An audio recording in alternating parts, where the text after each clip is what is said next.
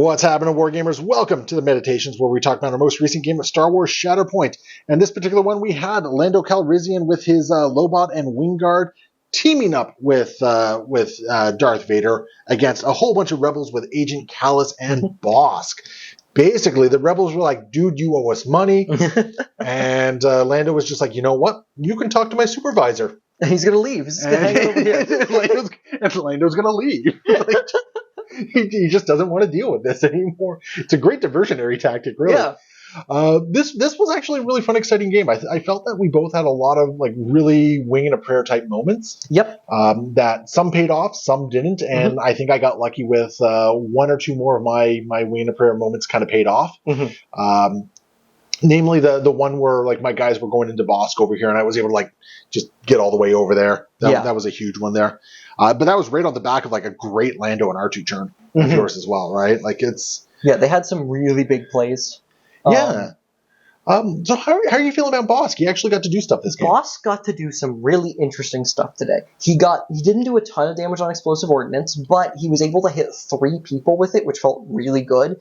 Yep. He got to use his regeneration in a really big and meaningful way. Before you went to go kill him just for funsies at the end there, he was alive on 5, or he had 5 damage on him, and had he not regenerated, he'd be dead. Yeah. He wouldn't have had that point at any point. It wouldn't have been a question. It would have sucked forever. But no, Bosk regenerated, did some cool stuff. He shot some people. He has a cool tree. I thought he did great this game. Bosk feels like a great character that once you're into the second struggle and on, like if you pull him, you reserve him and just wait for someone to punch him and then pull him out whenever you need to, right? Yeah, I felt like that would have been really cool. Maybe my list was a little too force hungry for the things that I was doing. You did blow through it pretty quickly. Yes. I find that happens when I use Lando quite a bit, actually, like Lando and R2. There's something about my play pattern with those guys that I always feel like I'm burning through force like nobody's business. Yeah, the initial like double activation with them where they mingled twice after reserving them. There was 3 force to get these guys to move twice. Yeah, and because I wounded them as early as I did, right? Like the reserve and the 2 mingles. Wait, did you reserve them early on? Yeah, I drew them that's first. Right. I reserved them. Then and I drew Shatterpoint. I'm like, yeah, sure, why now not? I'll go with them because they can't be shot. You punched them. I learned the error of my ways and went with them again. The ISB are like, oh, dude, we didn't bring guns. We have billy clubs. And that's unfortunate. It's one of those things where like the ISBs were like the perfect pull following Bar 2. And the fact that you had to go up to the midpoint there, it gave me a great position to go and commit some police brutality on you. Because that's what happened here. I mean, I got the police, and then I got like the CIA. The brutality. And I was like I was the cops today. Yeah. Apparently, that's what was going on. We said, Lando, you owe us money, and he called the cops on us. like any good swindler, he called the cops, and they came with the supervisor. Yeah. Well, no, that's SWAT. That's SWAT. Yeah, this is SWAT. Yeah, showed up with the police, the SWAT team. He's gone up to the top so he can prepare to rappel down. Exactly. I mean, this is the second game we played with Lando. Much better showing of the Wingguard and Lobot. He did some neat stuff.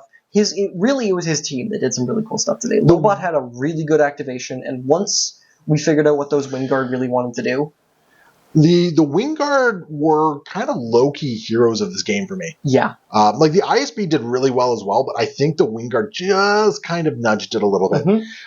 The fact that both of them like get impact 1, I was just able to run forward and just beat people with clubs. Like, you only do 5 damage, but like that was an 8-die attack. You were really consistently doing 5 damage each attack. With the ISBs, and the Wingguard Wingguard, sorry. The Wingguard were consistently doing 3 damage. Oh, okay. The ISBs were the ones that were consistently doing like 4 or 5 and all that sort of stuff. But either way, like it really allowed them to do that. The Death Trooper escort, he just was solid.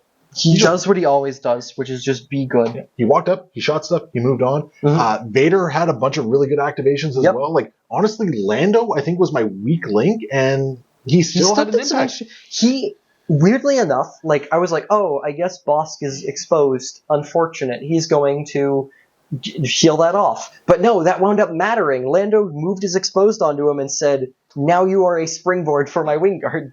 Okay, so truth be told, what I was really hoping to do with Lando, I actually wanted to just like keep loading him up with conditions and then just activate him at one point. It's like, hey, Bosk, every condition under the sun. Every condition. Suffer. Now, what I could have done is I actually could have put a strain on Bosk, and that would have actually prevented you from recovering any damage. That would have been really big as well. But I felt like the exposed might have been a little bit more impactful for me. It was very impactful. It allowed the wingguard to get their crazy movement. Yeah, because I think that was the one where I got the successes where I got the reposition with the wingguard, and that got them to the back point, which was big. Yeah, that was really huge because otherwise it just would have been like another dash, and I might not have hit it. So that was big. Yeah, like honestly, Lando was probably the one who did the least in this game, and I still felt he did a lot. Yeah. So, as for your team, like I hate to say it, I think Leia was kind of your weak link. She definitely was. I picked Leia. Leia was in here for an interesting synergy with Callus, and I thought that was a really neat idea, and boy howdy do neither of them like to spend that much force. Yeah, and I think that was the problem. Like, it was a really cute idea, where just like all the tags in the world, getting to do a whole bunch of rerolls, and I think you made advantage of it, like, what, twice maybe? I think twice. Because you smartly looked at me leaning in towards that and went, wow, if I hit Callus, your entire plan falls apart. Now, having said that, I think it's still a solid plan. Yeah. I really dig it. Actually, I will say this, Callus was good for Callus did do good activations. Yeah. Even when his activation was, I'm going to take an action and recover a strain, like, he was very impactful this game. Yeah, no, Callus was great. Like, I think for the most part, Leia for you was basically Lando for me, right? Like, Leia still did some stuff for you. The coordinated fire exposed came up a few times. Yep, and then eventually it was just like, I have to stop this. And it's good that I did, because I think if I didn't stop that, I would have been in a lot more danger. Yep. But yeah, like Leia, she was there. She wasn't terrible. She just wasn't optimal. She was fine. Yeah.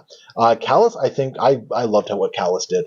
Callus did some good stuff today. The more I see Callus on the table, the more I enjoy him. I really dig him. I think I'm with you there. And I like how his uncertain loyalties really open up the opportunities for where you can bring him and what you can do with him. I mean, I could have put Callus into my force, and he probably would have been pretty effective as well. Yeah, because of those tags, right? No, for sure. So yeah, no, I really dig it, and getting a little bit. If you even had a little bit better force regeneration, or something like that, or force economy, and been able to make use of more of those rerolls, like that, probably because there was like a few times where like just one or two more successes was all you really needed, right? So no, it was really cool. I dig Callus. I think he's a lot of fun. I honestly like a lot of the releases. I really enjoyed the ISB this game. The ISBs did fun things today. They were well, and how much of your activations were like, okay, well, I can't move out of engagement with these guys. They really warped the board around that, because it kind of shut down R2 and Lando a little bit. Shut down R2 and Lando a little bit. R2 was fine with where he was standing there for a bit, but it shut down them.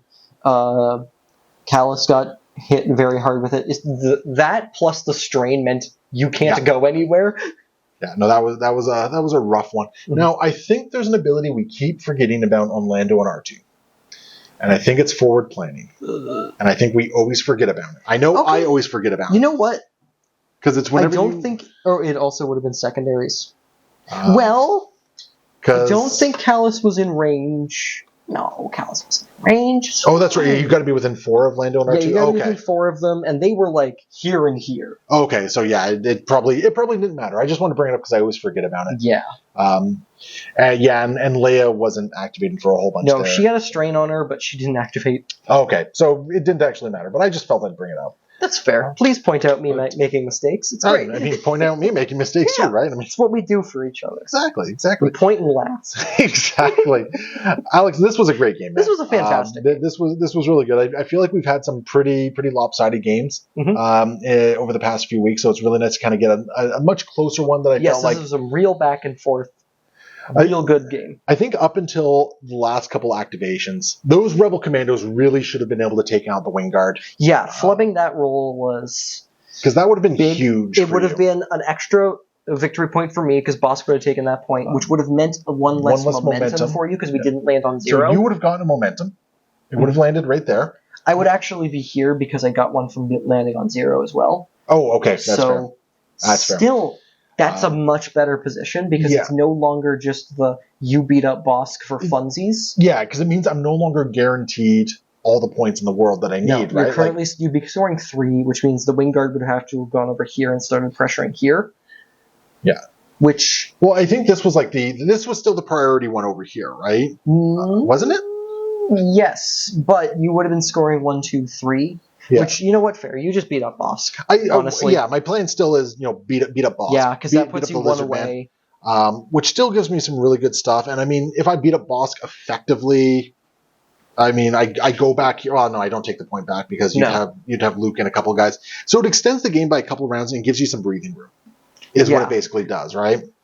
So, but either way, it was a good close game. Had a lot of fun as usual, Matt, and look forward to getting more stuff. Absolutely. Hopefully, we got another surprise coming for you soon, depending on the order of when all these ones are coming out.